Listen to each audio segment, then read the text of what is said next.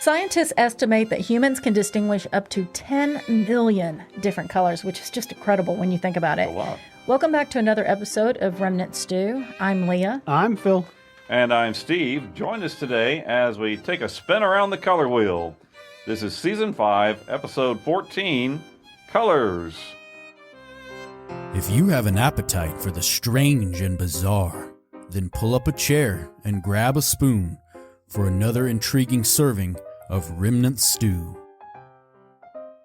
Remnant Stew is gluten-free, organic, made from all natural, free-range ingredients, and guaranteed to provide the recommended daily serving of curiosity. According to a website from Arizona State University called askabiologist.asu.edu, it's a very clever thing. Humans see more colors than some animals do. So your pet dog or cat sees fewer and weaker colors. Their view of the world is made of pastel colors. They don't detect the brighter, vibrant colors that we enjoy. However, spiders and many insects can see a type of light called ultraviolet that most humans cannot see, and other animals like snakes can see infrared light. Cone cells in the eyes help detect colors. Most people have 3 types of cone cells, and if someone doesn't have all 3 types of those cones, they are considered colorblind and may have trouble distinguishing between hues. And kind of a funny story is that, my husband Paul is just a little bit colorblind, but he didn't know it. And I didn't know it because he didn't know it until he kept wearing this like olive green shirt. It was khaki, but it had an olive green tint to it with like hunter green pants. And I'm like, that is hideous. What are you talking about? And so we got to talking, and he thought that the pants were like a muted green and that the shirt was just beige. Wow. And I had to finally get somebody else to tell him he looked like a clown. So before he believed me. Now he just has a little bit of trouble distinguishing different shades of green and blue and things like that. Yep. Yeah. Well, color can play an important role in conveying information, creating certain moods, and even influencing the decisions that people make. Color preferences also exert an influence on the objects people choose to purchase, the clothes they wear, as you were just mentioning, and the way they adorn their environment. I've talked here before about the time in 1966 when my big brother Dick won a color television at the Lions Club Carnival. It was one of the first color sets in our town, and color television was very new in the mid-'60s, and TV shows made the most of it. Okay, that was when the Batman show came out. Oh, that was very primary colors. They made really vibrant use of color, like the poison gas was purple or green or something like that. Yeah. And of course, all the fight scenes with the pow and sock and everything. On NBC, each show was introduced with a vibrant animation of the NBC peacock, and the announcement was that the show was, quote, brought to you in living color on NBC. Well, today we are bringing you this episode both on and in living color for your entertainment and enjoyment pleasure. Oh, and you talk about conveying information and everything. So as a graphic designer, you learn the different psychologies of colors. And it's very interesting stuff. What's orange? Orange is vibrance. Orange is Phil's signature color, just saying. Everyone listening to it that knows me automatically went, oh, yeah. So it's quirky, pun-loving. Anyway. Really? So weird. We're jumping ahead. Are we saying it's appealing? We got to start with black first. We're going to start with black. One of my signature colors. Anyway, so have you ever heard of Vanta Black? And no, that's not Vanna White's replacement on Wheel of Fortune. Vanta Black. Okay. Could be.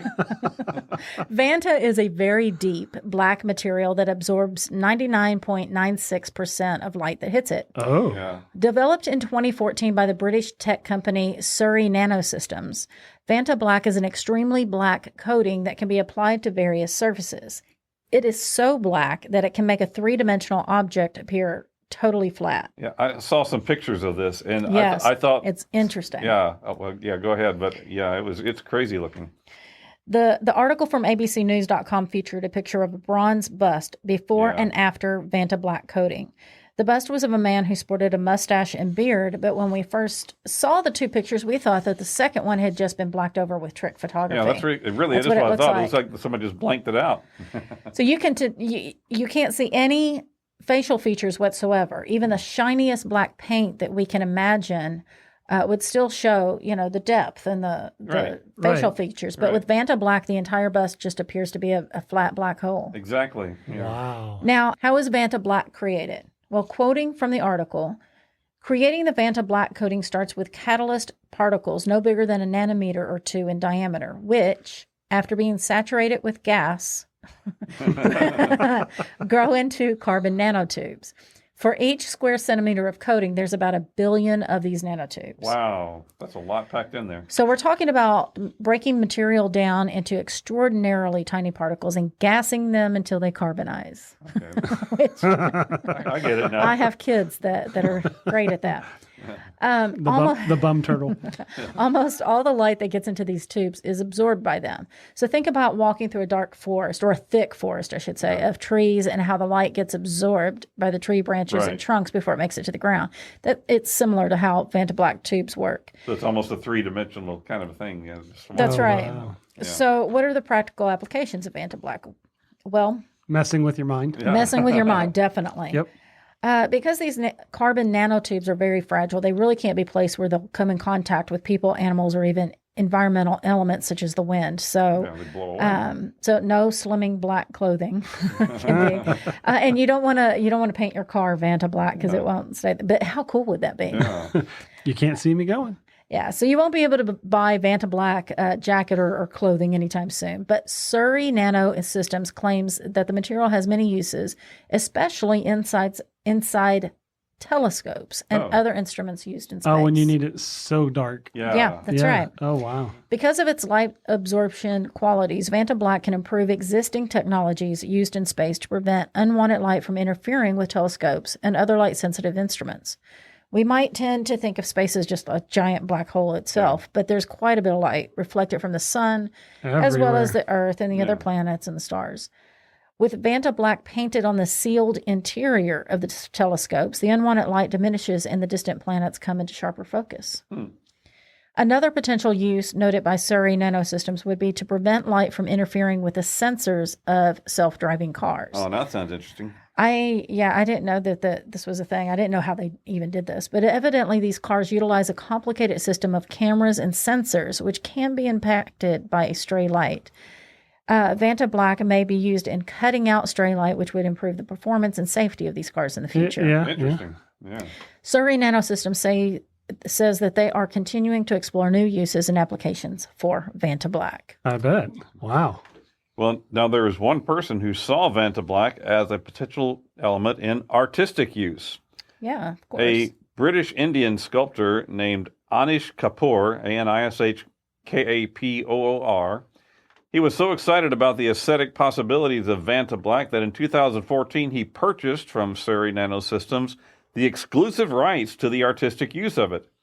Kapoor saw the potential of using Vanta Black in a new body of work, exploring voids in empty space. In 2017, Kapoor linked up with the watchmaker MCT to create a watch with the face coated in the black material, and the watch sells for $95,000. So quite a handsome watch, I would suppose. That'd be an amazing watch. However, Kapoor's exclusive deal for Vanta Black has angered other artists. That anger spurred a British artist named Stuart Simple to develop and market Black 3.0, which he bills as the world's blackest matte liquid paint. His website claims, quote, like velvet in a bottle, your surface will be covered in a super flat void finish that gives a unique edge to any painting, sculpture, or Acme black hole. On this last note, he sports a photo of a footbridge complete with a painted black hole suitable for trapping Wile E. Coyote. Yeah, because they would get these Acme holes, Right. like a box of holes, Yeah, and the you would just roadrunner pull would carry one them around out. and drop them, and yeah. I love it. Furthering the rivalry between artists, Simple offers Black 3.0 for sale to anyone in the world except Anish Kapoor. In fact, at the checkout on his webpage, you must verify that you are in no way related to Anish Kapoor or acting as his agent. Simple also offers other color lines, including the pinkest pink and the glitteriest glitter. Now, you can purchase his paint in various sizes at culturehustleusa.com. Supporters of Simple and his backlash against Kapoor have dubbed him, quote, the Robin Hood of the rainbow.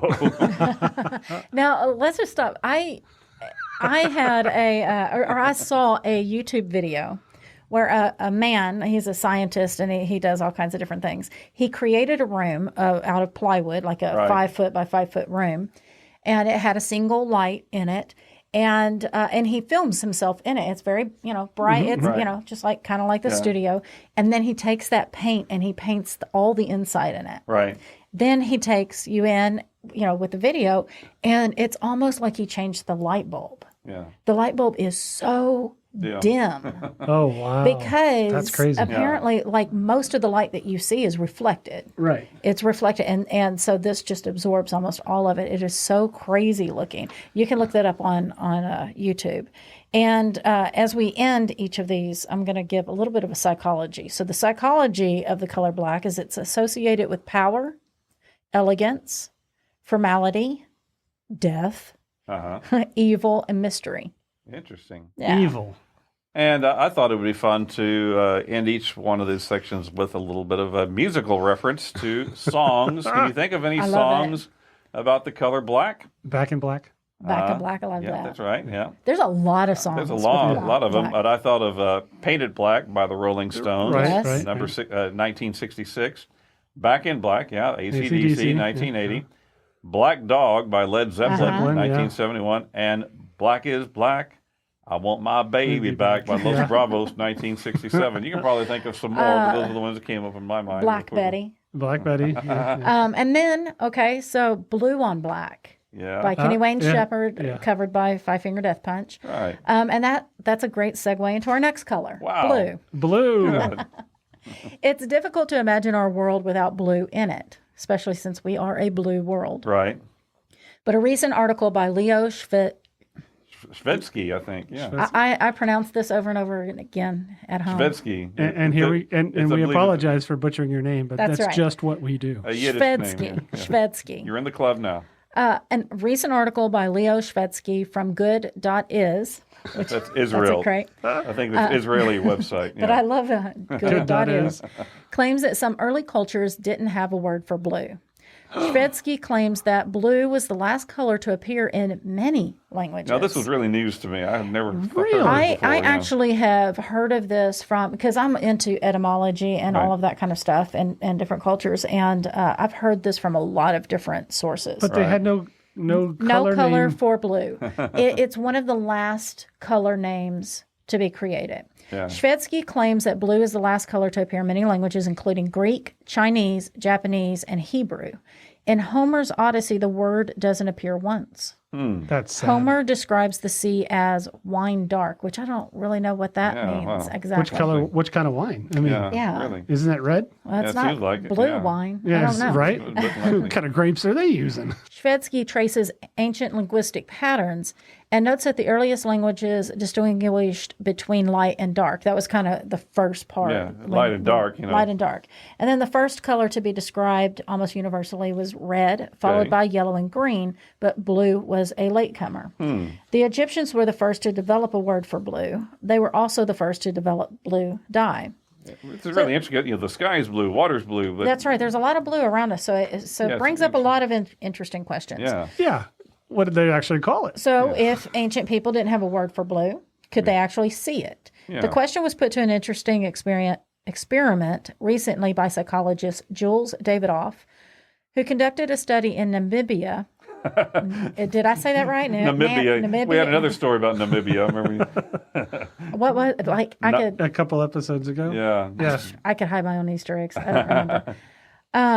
But among the Himba tribe, the Himba have no word for blue in their language. That's really interesting. Yeah. He showed them a pattern of 12 squares. 10 of the squares were a light shade of green. One was a slightly darker green, and one was light blue. The Himba consistently indicated that the darker green was the outlier. So the blue was washed into the green. They didn't see those as different. Of course, this was just one test, but combined with the linguistic information about the development of blue in ancient languages, it may indicate that our early ancestors either could not or chose not to distinguish blue from other colors. And while we can talk about ancient people and the way the word blue became its own color, there are modern languages that still don't have a word for blue, namely the Japanese and Lakota Sioux, in which they use one word for both blue and green. See, I can see that it could be a possible shade of green. Yeah. Well, that's right. I can understand and that. when Okay. it's an interesting notion, because when you look at light passing through a prism, you can definitely see the different colors that are produced, and they Right. bleed into each other. But where you draw the line between one hue and the next, It's very subjective. right. Exactly. Yeah. And if and as far as words go, the English word blue is different from other languages blue that usually have an AZ, so like azure, azul, that sort of thing. And the etymology can be traced back to the word bright, meaning bright. Right. Yeah. And so the sky was blue. Bright. The sky It was bright. Yeah. So Well, now you also mentioned our early ancestors, and Leah, I'm sorry I'm picking on your old home state here. and I know all about these people, these next people. But this story comes to us from Leah's original home state of Kentucky. And the Appalachian Mountains. Yeah, it's kind of low-hanging fruit to pick odd stories about the rural people from the hills of the eastern part of this beautiful We're state. not picking on her anyway, but we're really choosing to go to Kentucky. But we couldn't let this one go by. Back in 1820, a French orphan named Martin Fugate immigrated. No, he didn't do that. He immigrated. That's what he did. He emanated right there in those Right. mountains. He immigrated to the United States, and he settled in eastern Kentucky at a place called Troublesome Creek. Nice. Martin had one particularly distinguishing feature. His skin was blue. Mm-hmm. It absolutely was blue. And now, evidently, beauty is in the eye of the beholder, because despite his blue skin, Martin did manage to attract a wife, and he had 7 children. Martin's wife, Elizabeth, was a redhead with fair skin, and 3 of the children were like their mother, but the other 4 were born with blue skin, like Martin. The hills of eastern Kentucky are connected to the Appalachian Mountains and are rugged and steep, and as such, only a handful of families lived in the region. Thus, when the Fugate children grew up, they tended to marry within the isolated community of families that had scratched out a living there. Mm-hmm. And it's a family of Smurfs. Right. Evidently, having blue skin was not a deterrent to future spouses, as multiple generations of blue-skinned Fugates continued to populate the hills for decades to come. In fact, for nearly 150 years, no one really knew what caused the blue people to turn blue. Some thought it was a heart disease or a lung disorder, while others described it as a disease where the blood got too close to the skin. I guess like when you can see your veins, it sort of looks blue. It makes sense to think that, Yeah. but yeah. However, the blue Fugates, as they came to be known, didn't appear to suffer any other malady from their condition. In fact, several lived long, healthy lives, even living well into their 90s. It wasn't until the 1960s that a young hematologist named Madison Cowain began a study of the blue people. Cowain was an accomplished doctor, and he helped isolate the antidote for cholera, and he helped also create a drug for Parkinson's disease. He suspected from the start a condition called methemoglobinemia, a rare form of anemia that results from abnormal levels of hemoglobin in the blood. Cowain eventually discovered that the Fugate descendants were lacking an enzyme called diaphorase, diaphorase. And that enzyme helps process hemoglobin, and it keeps the blood from producing too much methemoglobin. Methemoglobin, yeah, that's it. Most people contain less than 1% of methemoglobin in their blood. However, the blue Fugates had between 10 and 20%. It was not enough to be harmful, but too much for normal skin tones. Their cousins were the Boo Flugates. Anyway, sorry. The blue Fugates, or the blue Fugates, yeah. Oddly enough, Cowain decided that the antidote for this dilemma was to treat the Fugates with a blue medication, methylene blue. That was the obvious solution, as it had been used successfully and safely in other places in the past. Many of the blue folks thought that Dr. Cowain was crazy. After all, how could something blue fix blue in their skin? Nevertheless, Cowain traveled to the cabin of a pair of siblings named Rachel and Patrick Ritchie, who were direct descendants of Martin Fugate. He injected Patrick and Rachel with 100 milligrams each of methylene blue, and within minutes, the pair's skin began to turn pinkish. By the end of the process, the Richies were fair-skinned for the first time in their lives. Gawain gave the siblings methylene blue in tablet form to take daily to maintain their skin tone. And this success led to the treatment of other blue fugates to the point that it's unknown whether any still exist today. Yeah, and I actually knew a fugate. My elementary school librarian was a fugate, and she wasn't blue. But we also, and I believe we discussed this at a different point in time, maybe in Weird Medicine or whatever, where you can turn yourself blue by drinking colloidal silver. Oh, right. Yes. Yeah, copious amounts of colloidal silver, and it does that to you, and it's irreversible, and it does damage you to a certain degree. Yeah, you don't want to do that a lot. Now, lay on us some blue facts about how it makes you feel. Well, okay, when you see a logo that has blue in it, like if it's Navy or whatever, that gives you the feeling of dependability. So like banks, lawyers, the power suit is blue, right? But it's also blue is also associated with the spiritual and the idealistic. It's peaceful, flexible, and imaginative. And so when you also have logos and branding with teal or turquoise, that's innovative and fun. Yeah. Okay. So, yeah. Now, how about some songs about the color blue? I thought about Blue Suede Shoes by Elvis Presley, 1956. Blue Jean by David Bowie, 1984. She wore blue velvet. Bobby Vinton, 1963. And Blue Eyes Crying in the Rain by Willie Nelson, 1975. Can you think of any others? Don't it make my brown eyes blue? That's a good one. Yeah, that's a good one. Yeah. There's so many because blue is such and it also invokes sadness. Right. Yeah. There you go. I have the blues. That's a good genre. From among a world of color, red stands out the most as my favorite. Many cultures around the globe have an attachment to red, but perhaps none more so than China. In ancient times, red stood for dignity and mystery, and today the color is still wildly popular in China. Okay. One of the many ways that this tradition is carried out today is with red knots. The Chinese knot is an ancient way of weaving and has been used as decoration since the Han Dynasty some 2,000 years ago. The red knot has come to be the symbol of reunion, luck, harmony, and love. The square-shaped true love knot is the most famous type of Chinese knot. Instead of bending down on one knee and proposing, you can choose a lighthearted and humorous way to suggest marriage by giving your sweetheart the true love knot. Oh. Indicating, quote, let's tie the knot. Let's tie the knot. Oh, okay. Maybe that's where that comes from. And then when I think of China, I think of red lanterns. Right. They're a part of every Chinese festival. Lanterns in China are more than just for lighting, though. Red lanterns are regarded as a basic symbol of the Chinese culture, a symbol of brightness, happiness, and reunion. Traditionally, red lanterns were thought to ward away evil spirits as well as brightening the home with a red glow of good luck. Red is really associated with luck in that culture. There's a unique custom in China called Hongbao. It is part of the Spring Fest during the Chinese New Year. On the first morning of the New Year, children greet their grandparents by bowing before them and saying, "We wish you a prosperous new year. Now may I have my red envelope, please?" The older members of the family will then give the youngsters a red envelope with a gift of money. The elderly may also place red envelopes under the pillows as an added surprise. Oh, nice. Red is also associated with a lot of other countries, such as Russia. Yeah. It's on both of their flags. I was going to say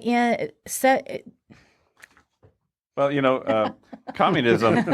just the Communist Party always took the red as their banner. That's right. In both those countries and other places as well. But the thing about red is that many countries have adopted it. Yeah. It is on 78% of the national flags across the world, like the United States, UK, France, so many other countries associate with red. Well, now, if I were to say soft drink to most people anywhere in the world, it's likely that their first image would be that of Coca-Cola. Yeah.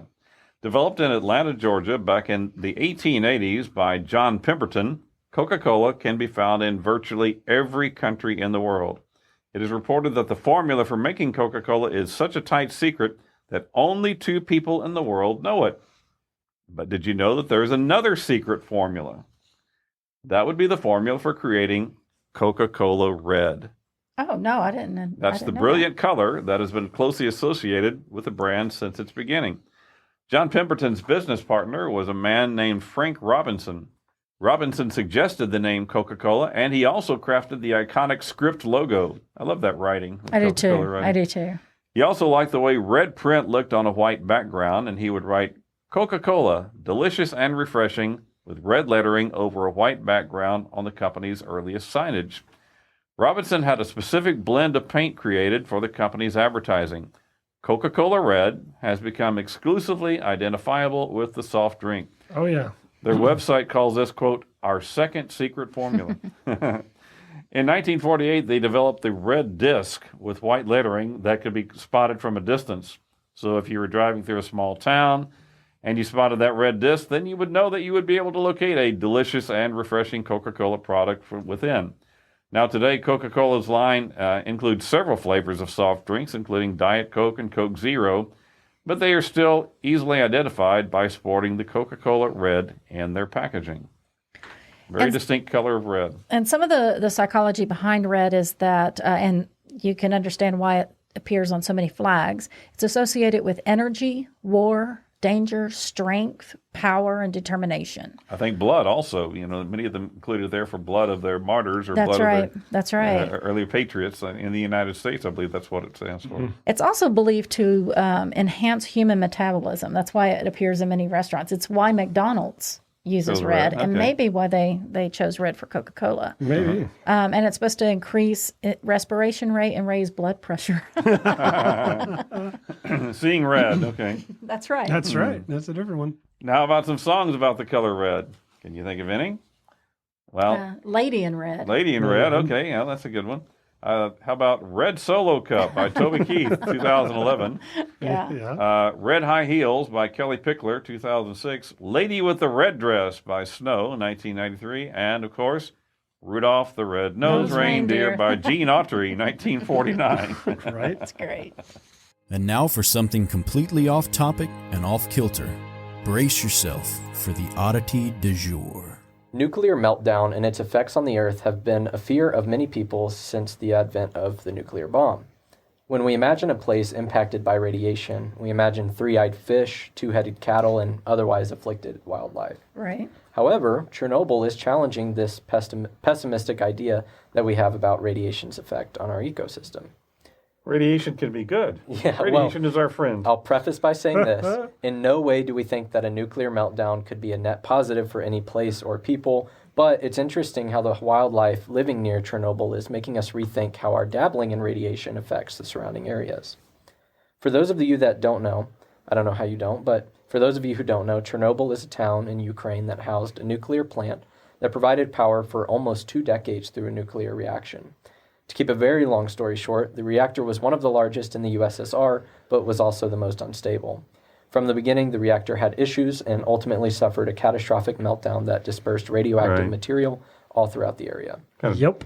Towards the end of the old Soviet Union, they weren't keeping things tightened down as well as they should have. And I think we may have discussed Chernobyl during early on disasters. Mm-hmm. Yeah. We talked about it in epic disasters. In one of our episodes before the Russian invasion of Ukraine. We had a vacation episode that involved staying at the Chernobyl area in a hotel. Oh, no kidding. Well, I don't have it in my notes here either, but I didn't know this until I was researching this, but apparently Chernobyl was still pumping out power for like another decade after the meltdown. It was one of its reactors that melted down, and I think, I don't quote me on the numbers, I think there was 4 of them. And I think number 2 was still in effect. Still active? Oh, for wow. like 10 years. Anyway, following the meltdown, a mass evacuation occurred, and it left Chernobyl empty and desolate for miles around. Well, when people move out, animals move in. Vegetation, trees, you name it. Right. Yeah. Research in the Belarusian sector of the exclusion zone found that boar, elk, and roe deer populations exploded between 1987 and 1996. By the mid-90s, wolves were so plentiful that they were becoming a nuisance to the surrounding farmers. It seems as though the Chernobyl exclusion zone became a paradise for the wildlife that moved in. Research done. The forest, all our National parks and stuff Yeah. To do it for. I mean, seriously. Yeah. And that goes to show that humans are worse on wildlife than a nuclear Radiation. meltdown. Yeah. Right? So research done on wild dogs that are likely the descendants of pets left behind shows that there are certainly effects of prolonged exposure to radiation, such as cataracts. But the expectation of complete degradation is just not the case. The ecosystem inside the exclusion zone is bouncing back quickly, and scientists hope that it will continue to do so. As our environmental standards rise along with our efforts towards clean energy, it helps to know that a worst-case scenario isn't as bad as we had previously thought. And as nuclear energy becomes a more tempting solution as time goes on, we can learn from the effects of Chernobyl in an effort to mitigate risks to the best of our abilities. I got my info from unep.org, knowablemagazine.org, and abcnews.go.com. Nice. And I don't have any websites or anything on the top on right here in front of me, but they take they'll take you on a tour into the exclusion zone. You can do safaris. And all Well, of that. they used to. They're not doing it now. Oh, they're not. Well, probably because I of the guess war. considering right. the political climate. True, but they did. And Before that, they would. Yeah. the photographs that came out of it was just goes to show politics are more degrading than radiation. Today, when we think of the color green, we often associate it with environmental concerns and outdoor health. It overall has a positive reputation. Well, there was that period during the 70s when avocado green was popular. and you know Lived through that with shag carpeting. Yeah, I kind of liked it. But apart from that, we generally like green. Mm-hmm. There was a time, though, when people were suspicious of the color. Uh-oh. The medieval period of some 600 years ago was a period of great art. Michelangelo, Raphael, Leonardo, and Donatello created their great masterpieces in this period, and they their names were later given to the Ninja Turtles, which we just discussed in our turtle episode. And they were also green. They're also green. People in the Middle Ages had a great understanding and appreciation for art. The problem is that in nature, there were not any green pigments that were bright and vibrant. So to make a bright green, an artist had to mix yellow and blue pigments. Oh. Medieval folks took ideas of pigment purity very seriously. Pigment purity. Well, they really But did. you didn't think you'd hear that term today. In art history, there is history to all of these hues and all of these pigments, and it's really fascinating. But it gave green a connotation of fakeness as being against nature because it was really hard to create a really so they had good to mix green. yellow and blue to get the green. So completely the opposite of how we think about green today. Yeah. Okay. Wow.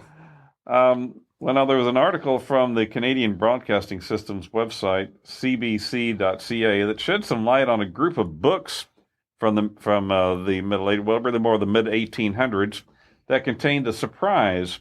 Melissa Tadone, a conservator at Delaware's Winterthur Museum, was examining a rare copy of Rustic Adornments for Homes of Taste by Shirley Hibbard, written in 1857. I wouldn't have a tasteful home.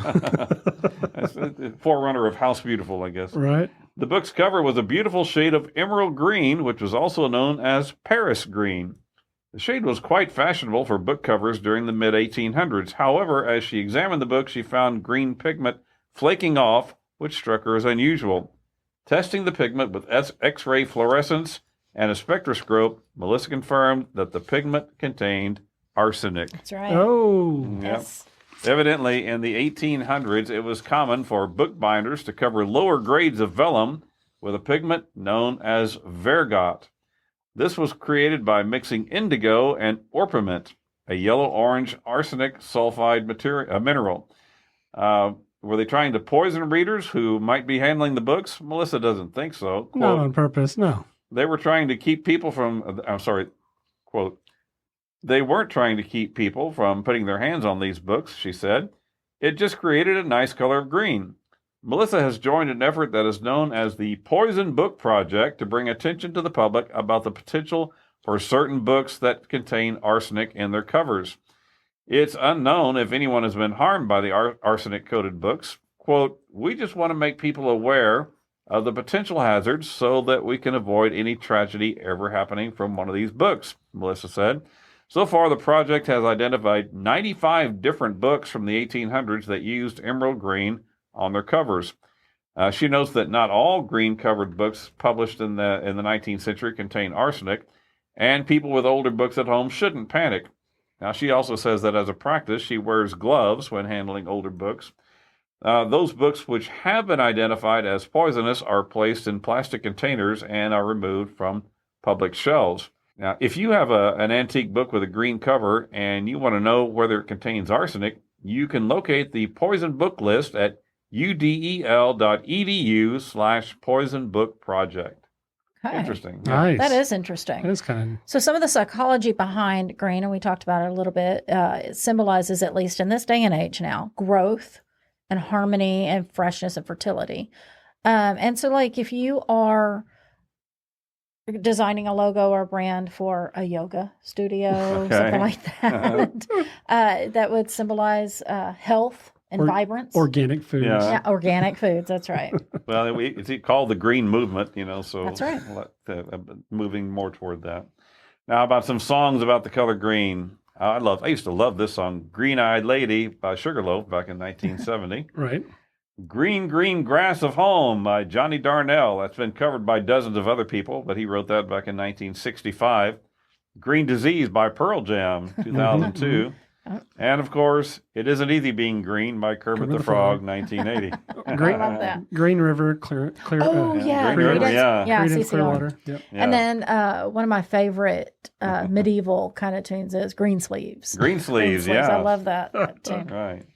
Now, okay, here we go. Here we go. Here you go, This is Phil. for Here's your Phil. color. That's it. Orange is a mix of two primary colors, red and yellow. In fact, the color used to be called yellow-red or Jello red. Jello red, Yeah. but it's red in some European languages. In the late 1400s, the Portuguese brought orange trees back to Europe from the Middle East. Okay. The fruit became so popular that people began substituting the Arabic fruit name for the color. So oranges were not called oranges because they're orange. The color orange was called that because Of the fruit. Yeah, so it's that was a the little fruit's bit backward. name, and so that's where the color came from. Okay. The earliest written use of the English word orange is from 1502 in a description of some of the fabric put aside for Princess Margaret Tudor on her marriage to King James IV of Scotland. As I'm sure you know, orange is one of the most prevalent colors in nature, from ripe fruits and vegetables to changing fall leaves, beautiful flowers. Orange can be found everywhere and during any season. Mm-hmm. Orange's prevalence in nature means that we see it used frequently in art. Pomona, the Roman goddess of apples, is often shown wearing an orange dress or cloak. However, in ancient times, one of the main sources of orange paint was the above-mentioned orpiment, which contained arsenic. Yeah. It wasn't until 1797 that a safe orange pigment was developed. That means if you have an old painting that contains orange pigment, then it could also contain arsenic. Before 1797. That's right. Check your dates, folks. Yeah. Make sure your cans don't have it. So, yeah, if you got it from Hobby Lobby, chances are it didn't. Probably already. Vincent van Gogh, who lived, that's where I get my art. Sorry. Vincent van Gogh, who lived in the late 1800s, used a lot of safe orange in his paintings. Oh, good for you, Vincent. And I will say, I believe, and I don't know this for a fact, going back to green, I think that green wallpaper was a thing that had arsenic in it I've that heard of caused a that lot too, of yeah. issues. Orange is one of the most visible colors. Construction signs, safety equipment, life vests, and prison jumpsuits. Orange is the new black. It's all made that way because of its visibility. Yeah. In Can fact, you see me now? the Golden Gate Bridge in San Francisco is painted orange so that ships will be more likely to see it in the dense fog. Which Don't run into me. That often envelops the bay. So Right. Some cultures regard orange as a sacred color because it balances red's power and yellow's perfection. Monks and holy men in some Asian religions, like Buddhism, wear orange robes because that dye has been readily available historically. In other places, orange is a sign of royalty. The royal family in the Netherlands is known as the House of Orange. Even though it doesn't appear on the country's flag, most Dutch claim orange as their national color. Oh, yeah. didn't know that. Most of their That's sports and interesting. national sports teams and all of that, they wear orange. according to the color of psychology, as it relates to orange, It says that orange lovers have a preference for adventure. No. They bring spontaneity and maintain a positive outlook on life. So weird. People who love orange tend to exert a confident aura, which may become either inspiring Or annoying to others. No. Really? Never. It's associated with joy, sunshine, and the tropics. And I thought, I couldn't find this, so I don't think it's true, but I thought it also kind of also made you hungry. And I guess I got that from the Whataburger. Yes. Oh, Whataburger, yeah. Absolutely. Whenever I see that orange and white building, I get hungry. Yeah. Whataburger here in Texas is a local hamburger. Hey, Whataburger, if you're needing a sponsor. Absolutely. If you're wanting to sponsor a podcast, Exactly. we'll take it any day of the week. Exactly. I sponsor them quite often. Yes. Well, how about some songs about orange, huh? Can you think of any? I know. Came up with a few. The Orange Blossom Special, which was kind of more of a fiddle tune by Charlie Daniels, 1974. Mm-hmm. There's one called Orange Soda by Baby Keem, 2019. So here's one called The Orange Juice Song by Deep Purple. Yep. Oh, we're mixing our colors there now. Yeah, Orange Colored Sky by Nat King Cole. right. Oh, okay. That's good. And Hello Orange Sunshine by Judy and Mary, 1994. Well, moving on to the next color. In our season 5, episode 3, called Found, we talked about the Lascaux cave paintings in France. Yeah, I love that one. These paintings were discovered by 4 teenage boys in 1940, but are believed to be some 17,000 years old. Ooh. Among the colors used in these paintings, it appears that yellow played a prominent role. The yellow pigment from ochre, a mineral-rich clay, was readily available in prehistoric times and one of the first pigments used in cave art. However, yellow has a complicated history. Yeah. Just wouldn't imagine. Really? According to a website called hunterlab.com, yellow was also used by Egyptian and Roman artists to depict skin color. Renaissance and medieval artists used Indian yellow, a pigment obtained when a cow eats only mango leaves. This is actually considerably cruel, as certain cows are fed a steady diet of mango leaves so that their urine produced a bright yellow color. Wow. The yellow paint was... I need more yellow. Feed the cow. Yeah, but it's not good for it to No, they just gave eat them that. nothing else. Yeah. The yellow paint was made from the urine of these maltreated cows. The color was used to show a person as an outsider, usually or especially Judas Iscariot from the Bible. Oh, in art, they would paint him yellow. Okay. Yeah. So it's funny because yellow has some negative connotations in some cultures, like you're yellow if you're yellow bellied. Your yellow belly. But then it has positive connotations in others. So yellow was the color of Chinese royalty. Oh. The tiled roof of the Forbidden City was yellow, and yellow clothing was reserved for just the emperor to wear. Even today, the Chinese believe that decorating your kitchen with yellow will bring good luck to the household. But most of the rest of the world has kind of had differing opinions about yellow. According to a blog called thesimplestencil.com, yellow is very upbeat. That inspires hope, clear-mindedness, and overall cheerfulness. They claim that if you're attracted to yellow, you're likely to have a lot of energy. Remember, Dorothy and her 3 companions found their way to the Emerald City via the Yellow Brick Road. On the other hand, the BBC.com claims that yellow is the cruelest color. Oh. Okay. They cite the above-mentioned cows as one instance of yellow's cruelty. Okay. Quoting from the article, quote, "When seen in such unsettling light, masterpieces such as Turner's The Angel Standing in the Sun, 1846, and Van Gogh's The Starry Night, 1889, take on a different sheen, appearing to be steeped in the enduring residue of bygone brutality." Man, they didn't... They They're didn't not mince holding words. back, but again, isn't that the in fault addition, of the people who fed the yeah, cow? that's right. The artists were just buying the paint from them, right? Right. In addition, if you were called yellow, it means you were a coward. And as you mentioned a second ago, the term yellow bellied, that was actually a jazz age insult from the early 1920s. Yellow is the color of penalty cards in soccer and penalty flags in American football. So who knew a color could be so controversial? Well, now this list of psychology, and I probably should say it's colorpsychology.org is the website I'm looking at. Good thinking. It's associated with joy, happiness, intellect, and energy, produces a warming effect and arouses cheerfulness, stimulates mental activity, and generates muscle energy. Muscle energy. So can you think of any... They should paint the gym walls yellow then. That's right. That's right. Can you think of any logos, famous logos or branding that's yellow? I know UPS kind of pairs it with gold, an ugly with a brown. dark background, Was Mellow Yellow? Oh, Mellow Yellow. Yeah. But Yeah. that's more of a That's a different bright song, green. but it's got of both. Yeah. So yellow also indicates honor and loyalty. So there you go. Now, how about some songs about yellow? Yellow Roses by Dolly Parton, 1989. How about this one? Tie a yellow ribbon round the old oak tree. Tony Orlando and Dawn, 1973. We All Live in a Yellow Submarine by the Beatles, 1966. Goodbye Yellow Brick Road by Elton John, 1973. Oh, I like this one. She wore an itsy-bitsy, teeny-weeny yellow polka dot bikini. That was Brian Hyland, 1960. And finally, simply Yellow by Coldplay in 2000. Oh, come on. The Yellow Rose of Yellow Texas. Rose of Texas, I yeah. already said Mellow Yellow earlier. Mellow Yellow, that was another Beatles one, yeah. All right, moving on to pink. Yay.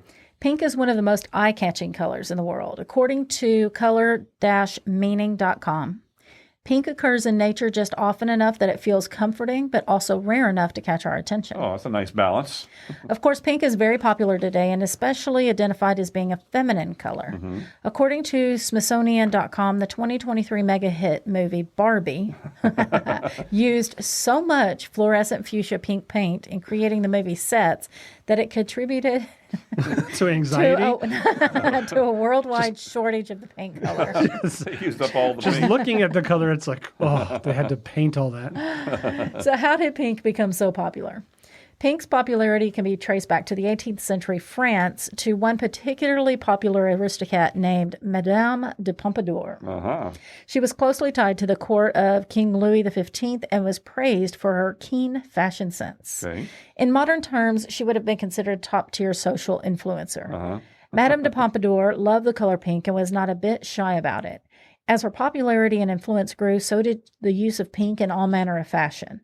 This trend caught the attention of people outside the inner circle of the king's court, and many people began copying the trend in an effort to appear more regal, which is exactly how things worked back then. Yeah. Right, yeah. Exactly the way things work now. Yeah. It's amazing how trends follow. Trendsetters, yeah. Trendsetters. Before Madame de Pompadour, pink was mostly an overlooked color. It was not associated with girls at all. If anyone thought about pink, they tended to consider it as a less conventional red. Though the monarchy would not survive in France, the popularity of pink did. In the early 1800s, pink was embraced by the middle class and was popular with both men and women. So the association with just girls is pretty a new thing. Yeah. Though it's more common to see women clothed in pink, it wasn't out of the ordinary for men to wear shirts and some pink elements. Home decorators began suggesting that bedrooms be painted pink because of its calming qualities. And it's true. There was a trend I say a few years ago, it's probably about 20, 25 years ago, that if you rented a hotel room, odds were that it was painted like a really muted pink. Yeah. And it was pretty comforting. I believe I heard of a football stadium, a team that painted the visiting locker room pink so that it would calm them down, before the game. See, I heard the same story, but I heard that it was like a prison. Like they've probably been tried various places too. Probably did all kinds of places. Well, now in the mid 20th century, a new social influencer became a well-known embracer of pink. Yes, when we think about the great litany of social influencers, Mamie Eisenhower doesn't really come to our mind, but you heard that right. When Dwight Eisenhower won the presidency in 1952, his wife Mamie was right by his side wearing one of her many pink dresses. Light pink was her favorite shade. Now, it might have been her signature color. Yeah, it really was. You remember that from Steel Magnolias? Yeah, her signature. Yeah, okay, I remember that. Yeah, and everyone else is going, huh? Now, color television was not around yet, but color photography was becoming more commonplace, and magazine covers sported bright color photos of the First Lady. She became so closely associated with this shade that it became known as Mamie Pink or First Lady Pink. But it wasn't just pink dresses that Mamie liked. She liked pink decorations, too. She had so much pink in the White House that members of the press nicknamed it the Pink Palace. Everything was decorated in their pink. Again, magazine spreads complete with color photographs depicted Mamie's pink taste, and they began to be copied by home designers throughout the country. Okay, so I wondered remember about that. As you were talking about Imagine this, I was that. thinking about it. Throughout the mid-century, homes were constructed that sported pink bathroom tiles and pink kitchen countertops. Though pink likely was popular with girls and women before Mamie came along, her love for the color appears to have cemented pink's association with women. Yeah, I And then remember there's pink Barbie. bathrooms. And, well, okay, pink tile. Barbie's pink is a little Yes. in your face kind of pink. It's like, here it is. It's not subtle. Whack. Now, the psychology behind pink, we did talk about it being a soothing color if it's done correctly.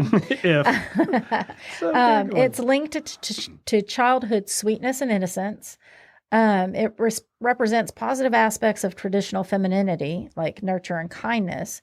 And it's a non-threatening color, calming, non-threatening color. Unless it's everything. But a lot of times it represents love or innovation. Okay.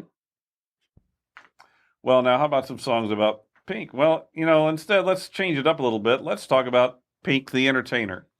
According to Billboard magazine, Alicia Beth Moore was born in Doylestown, Pennsylvania in 1979. As a teenager, she got her start singing in Philadelphia venues and began using the name Pink. She released her first album, Can't Take Me Home, in 2000, and there was a song from that album called There You Go. It was a single that hit number 7 on the Billboard chart, and then that was the beginning. She has since had multiple number 1 hits, including Lady Marmalade in 2001, So What in 2008, and Raise Your Glass in 2010. The Entertainer Pink. There you go.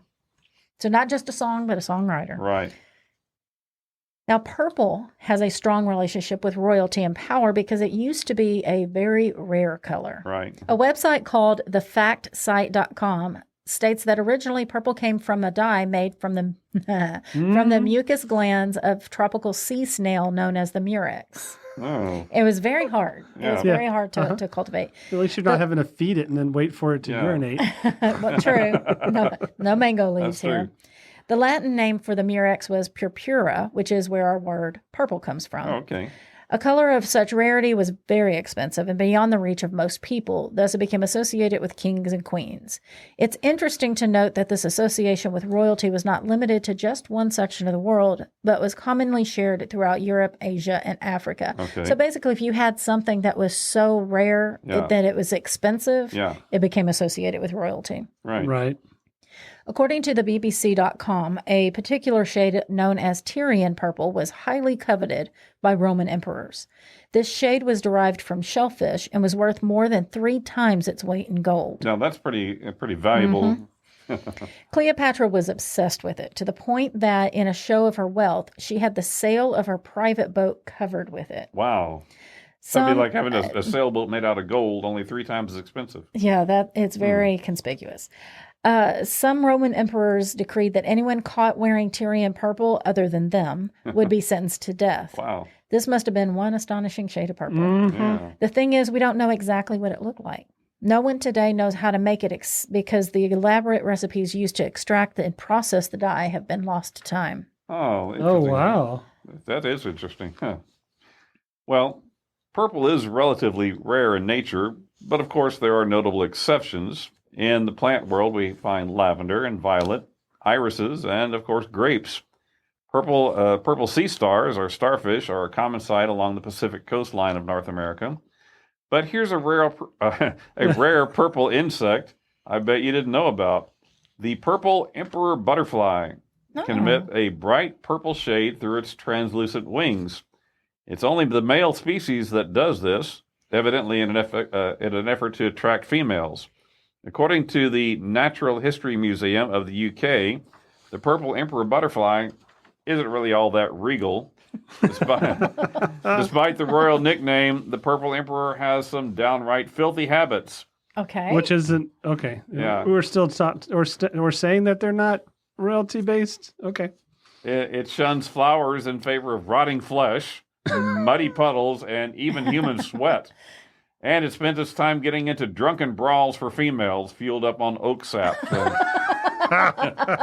Now, oh my goodness. Off with their heads. Now the rotting flesh, muddy puddles, and human sweat, that's called puddling, and all butterflies do that. Right. But I guess this one does it more in its drunkenness. state. Right, it didn't want flowers. It goes right for those things. Yeah. Forget that stuff. That's We're great. going for the good stuff now. Oh my goodness. Where are the women? Hit me again. Okay, now for the psychology of purple. It combines the stability of blue and the energy of red. It's associated with royalty. It symbolizes power, nobility, luxury, and ambition. It conveys wealth and extravagance. Now, how about some songs about purple? I bet you can think of some. Oh, this was a popular one back in the 50s, kind of a novelty song, The Purple People Leader Oh, yeah. Yeah, that's on my Halloween by Sheb Wooley, playlist. 1958. Purple Haze, you mentioned that earlier, by Jimi Hendrix, Right. 1967. Purple Sky by Kid Rock, 2010. And Deep Purple by Donnie and Marie Osmond, 1978. Purple Rain. Yeah, Purple Rain. That's what I was going to say. Yeah, by Purple Prince. Rain, yeah. Yep. Okay, so let's talk about white. And some people may think we're cheating a little on this next part because in regular color theory, white isn't actually a color, but rather the absence of color. Yeah. Because if you take paints of different colors and mix them together, they basically make black. You Right. can't make white by mixing Paint, Color. right. Yeah. paint, Right. but you can make white by mixing all of the colors of light. Yeah. So it's opposite Yep. when you're dealing with light. Light and paints are different, yeah. So white can be very striking, and among the most beautiful sights in the world are the white homes that are built along the shorelines of the beautiful Greek Yeah, islands. amazing. We've been told that they go through a lot of white paint. More. Yeah. You're right. Painted for the tourists every year. Keep them coming. Yeah. And I don't know, I can't imagine having a white house just because you would always have to be cleaning it. Yeah. Well, and we live in Well, a very dusty and Or a and- white car. White car, I true. think, shows dirt That's quicker, true. doesn't it? Yeah.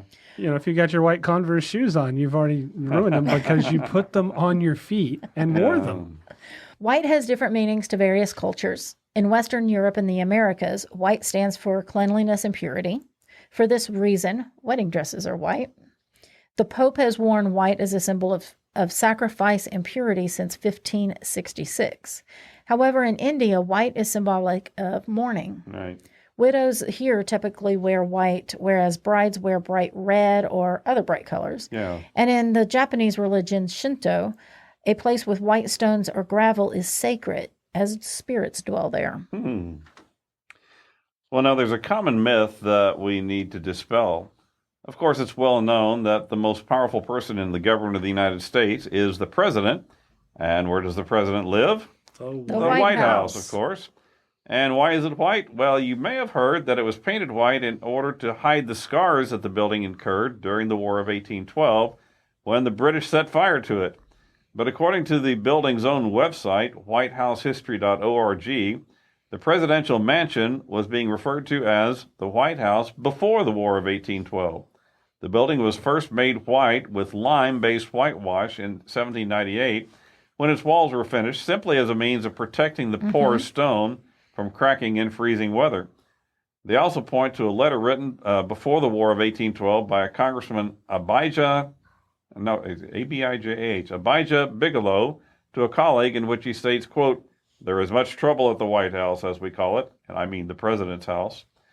The original whitewash painted in 1798 was primarily for protection, but as it gradually wore off, the decision was made that it looked nice white, and so more whitewash was added and later replaced with white lead paint. Though the phrase White House was commonly used throughout the 19th century, the name didn't become official until Teddy Roosevelt formalized it in 1901. there you go. Okay, so, we discussed that white is associated with innocence, purity, and virginity. Right. That's where the In wedding our dresses culture, come anyway. from. Right. In our culture. In our culture, yeah. Considered to be the color of perfection, signifies safety, purity, and cleanliness, and has a very positive connotation. Right. Well, how about some songs about the color white? Oh, I love this one. This is an old one from the 50s. A white sport coat and a pink carnation by Marty Robbins. Yeah. Nights in White Satin by the Moody Blues, Right. 1972. Lay That Funky Music, White Boy by Yeah. Wild Cherry, 1975. Love that one. Pretty Fly for a White Guy by The Offspring, 1999. Yep. White Horse by Taylor Swift, 2009. And, of course, White Christmas by Bing Crosby, 1942. White Lightning. Okay, White Lightning. George Jones. Yeah. Well, we hope you've enjoyed our journey through the color wheel. Phil here, reminding you to check out our Facebook and Instagram pages at Remnant Stew Podcast. Drop us an email, staycurious@remnantstew.com, just to say hi or to let us know about any topics you would like to hear us cover in an upcoming episode. Remnant Stew is a part of Rook and Raven Ventures and is created by me, Leah Lamp. Steve Meeker researches and writes each episode that we then host together. Our audio producer is Philip Sinkfeld. The Oddity du jour is brought to you by Sam Lamp. Theme music is by Kevin MacLeod with voiceover by Morgan Hughes, and special thanks goes out to Judy Meeker.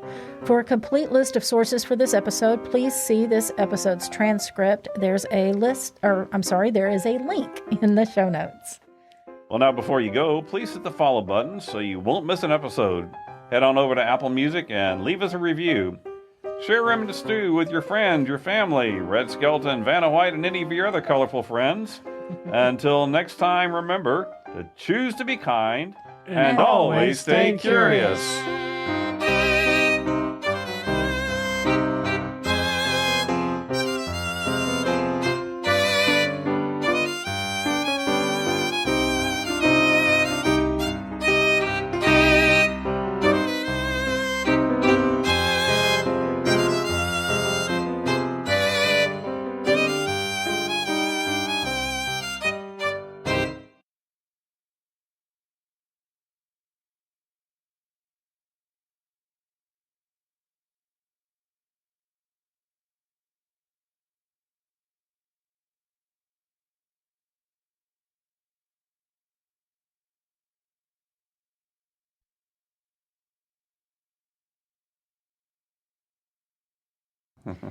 Now, if I were to say soft drink to most people in the world... You're in the wrong one.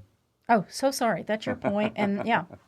Wow. Jumping to somebody I'm else's jumping ahead stuff. and yeah, You know what she taking did? it on my own. Look what she did. She mixed up blue and green, just like I we did. said earlier. I guess we have her blooper to the end of this show.